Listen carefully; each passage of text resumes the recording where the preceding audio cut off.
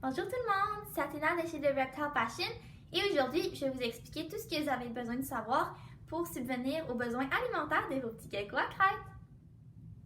Donc premièrement, ce qui est important de savoir, c'est que les geckos à crête, comme M. Calypso ici, ce sont des omnivores. Les omnivores, ça veut juste dire qu'ils mangent des végétaux et des protéines animales. Donc dans leur cas, c'est des insectes. Nous, on est chanceux. Dans l'ère de l'industrialisé, il y a plusieurs marques comme Repashy, Pangea et Zoomed qui se sont occupés de nous faire de la petite poudre qu'on a juste à mélanger de l'eau. Puis ça couvre vraiment la partie végétale parce que ça contient par exemple du miel, des fruits. Puis j'en ai une marque qui contient un petit peu d'insectes à l'intérieur, mais pas en quantité suffisante pour subvenir à toute leur partie d'insectes. Donc le Repashy ou toute autre sorte de Crested Gecko Diet, ou la petite poudre qu'on appelle en français, je vais vous montrer. Techniquement, ça contient tous les nutriments qu'un gecko va avoir besoin. Donc, ça couvre là, la partie plus végétale un petit peu. C'est très bien ce que ça fait, mais c'est pas complet malheureusement. C'est un petit peu plate de dire ça de même, mais non. Ok, c'est vraiment important de ne pas négliger la partie supplémentation de l'alimentation des geckos à crête. Donc, pour les supplémenter, ça va vous prendre du calcium D3 ainsi que des multivitamines. Personnellement, moi, je donne du calcium D3 environ 3 fois par semaine, ainsi que sur leurs insectes, mais ça, je vais en parler plus tard. Et je leur donne les multivitamines à peu près une fois par semaine. C'est juste important de ne pas les mélanger parce qu'il pourrait avoir une réaction chimique entre les deux, qu'on ne sait pas trop les effets que ça pourrait avoir sur le gecko. Donc, c'est toujours mieux de l'éviter. Le calcium, pourquoi c'est important?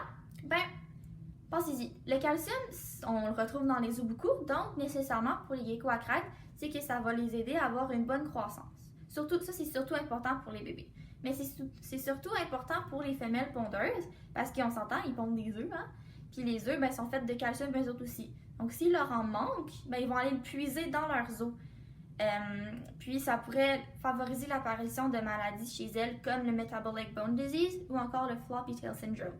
Puis ça n'arrivera pas juste avec les femelles pondeuses, ça peut arriver avec n'importe quel gecko si vous ne leur fournissez pas le calcium qu'ils ont besoin. Je vais faire une vidéo là-dessus bientôt sur toutes les maladies que les geckos peuvent avoir.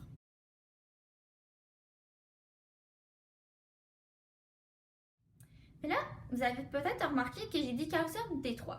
C'est quoi ça la D3? En fait, c'est une molécule qui permet l'absorption du calcium.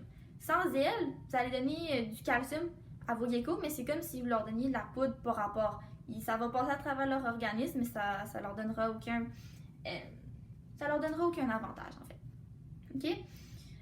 Pourquoi c'est de la D3 synthétique? C'est juste que dans la nature, les geckos, ils vont produire leur propre D3 avec les rayons UVA et UVB du soleil. Mais étant donné que c'est des geckos qui sont crépusculaires, donc ça veut dire qu'ils sont le plus actifs le soir et le matin, il n'y a pas tellement de soleil à ces heures-là, donc c'est pas vraiment prouvé s'il y a des bienfaits de l'UV pour les geckos à crête. Donc c'est pour ça que si c'est approuvé de leur donner juste synthétique, ça serait correct comme ça. Mais c'est sûr que dans le meilleur des mondes, si vous êtes capable de donner de l'UV à vos geckos, à ce moment-là, c'est super. Ça, combiné avec la lampe, là, ça devrait super bien aller. Donc, maintenant qu'on a parlé de la supplémentation, c'est maintenant le temps de parler des insectes. Donc, les fameux insectes. Nous autres, au Québec, on n'a pas beaucoup d'options concernant les insectes. On a juste des grillons et des verres de farine pas mal que vous pouvez donner à vos geckos. Malheureusement, nous, au Canada, on n'a pas le droit d'avoir des Dubia roaches. Je m'excuse, je sais pas c'est quoi la traduction en français, je vais la mettre à l'écran.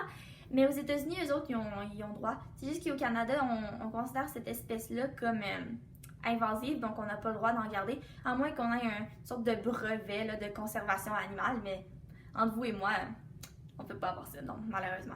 Mais même si des fois, je comprends qu'il y en a qui peuvent trouver ça un petit peu dégueulasse, les bébites, là. Moi aussi, je pensais de même au début, mais honnêtement, c'est vraiment crucial à l'alimentation de vos geckos, surtout pour les bébés. La raison pour laquelle c'est autant important, c'est parce que les insectes, ils contiennent beaucoup de protéines qui vont aider à la croissance des bébés. Puis, ils contiennent aussi des vitamines qui vont les aider à être plus en santé.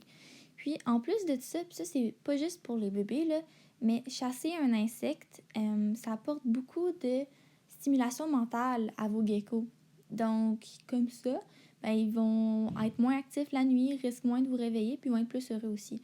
Donc, si jamais vous choisissez de ne pas leur en donner ou de leur donner une alternative, comme par exemple de la poudre à grillons, là, je vais mettre une petite image bientôt, comme chez Entomo Farms, ben ça fonctionne bien aussi pour la section nutriments, mais côté enrichissement, pas vraiment. Donc, c'est pourquoi que si vous choisissez ça, vous devriez peut-être sortir votre gecko plus souvent, ou si c'est un gecko quand même assez âgé, là, proche de 6 mois, 1 an, que vous allez peut-être devoir cacher sa nourriture à différents endroits dans son terrarium pour qu'il ait le plaisir de la chercher, justement. Avec les bébés, je recommanderais pas ça, justement parce qu'ils sont petits, ils se sentent plus sécures dans un petit environnement, puis ils ont besoin de tous les nutriments possibles pour grandir, pour devenir grands et en santé. Mais les grillons, comme toute chose, c'est vraiment important qu'ils soient supplémentés. Je vais faire une vidéo ici dans laquelle je vais expliquer vraiment tout comment vous devez faire ça pour qu'ils soient bien supplémentés. Mais en gros, ce que vous devez savoir, c'est que c'est toujours important d'avoir donné de la nourriture à vos grillons environ 24 heures avant de les donner. Comme par exemple, vous donnez une petite rondelle de carottes ou un brocoli ou une petite tomate, quelque chose de même. Juste pour que vos grillons ils aillent bien manger et qu'ils transmettent leurs nutriments à votre gecko après quand il va le manger.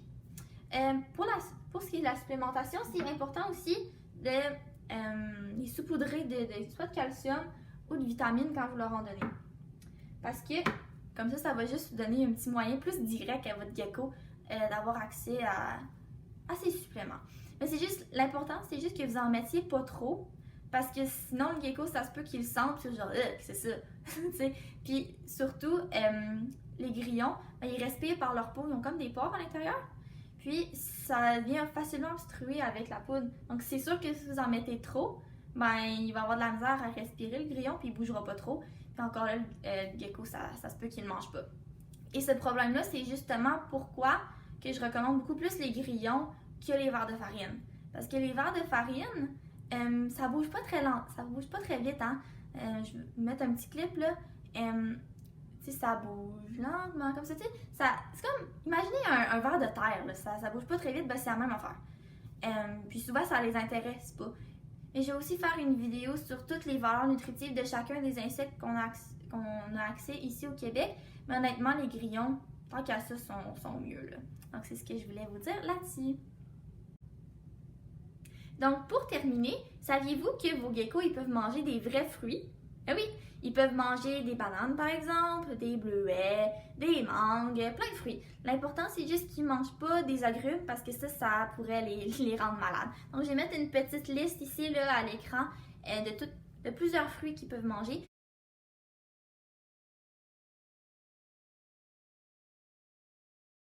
Mais l'important, c'est juste de ne pas leur en donner trop souvent parce qu'il y a beaucoup de sucre dedans.